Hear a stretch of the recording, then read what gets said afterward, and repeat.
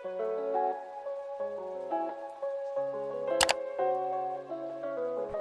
my name is Nur Bilah Izzah binti Zulkifly.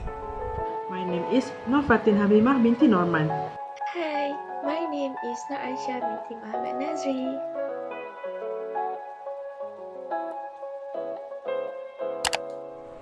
The definition of forfeiting.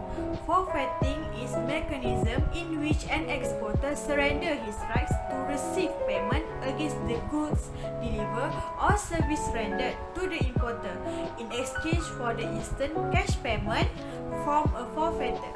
For example, promissory notes, bill of exchange and book receivables. The characteristic of the forfeiting: first, suitable for high-value exports such as capital goods, consumer durables, vehicles, construction contracts, project export and others.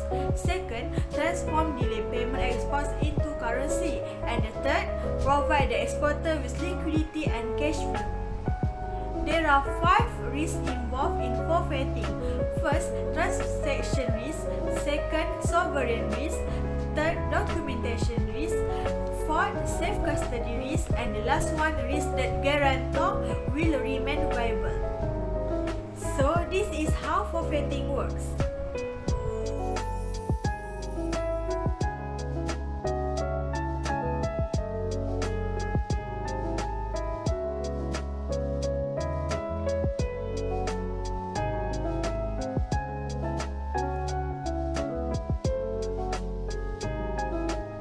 The advantage of the forfeiting: first, it can earn a good amount when the currency is appreciated. Second, the forfeiter can customize the offering according to the requirement of seller for capital goods and can be changed to number of international transactions. And the third, as the bank of both parties, exporter and importer, the risk become low.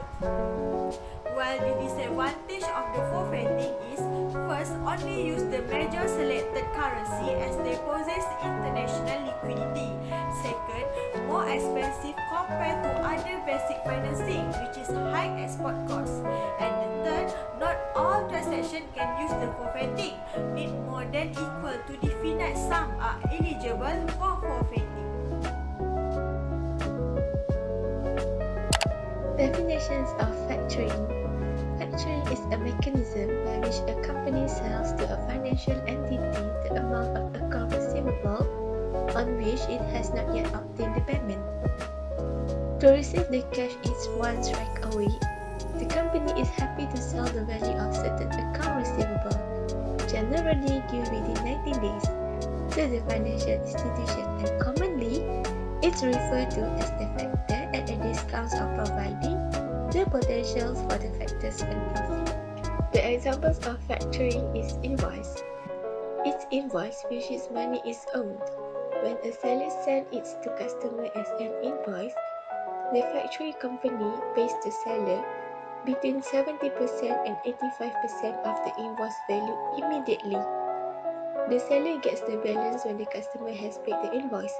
The customer pays the factory's company. So you guys can see up here, which is the illustrated of the process of factoring being made. And the first thing that you guys can see is starts with entrepreneur, which is entrepreneur provide service or merchandise to the client together with the invoice.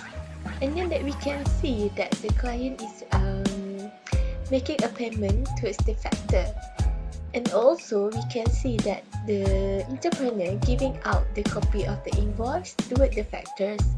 So here's next is the factors which we will pay the money towards the entrepreneur. So here we can see the process that factor is like intermediate presence between the entrepreneur and the client. Next, I will explain on the steps of factoring. The first step is the borrower sells trade receivable to the factor and receive an advance against it.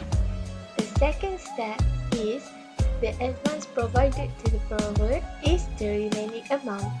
For example, a certain percentage of the receivable is deducted as the margin or reserve The factor's commission is retained by him and interest on the advance. The last one is, after that, the borrower forwards collections from the debtor to the factor to settle down the advance received. Summary of comparison between factoring and forfeiting. Firstly, the definition. Factoring refers as a financial agreement whereby the business sells its trade receivable to a factor, which is bank, and receive cash payment, while the forfeiting is a form of export financing in which this exporter sells its claim of trade receivable to a forfeitor and gets immediate cash payment.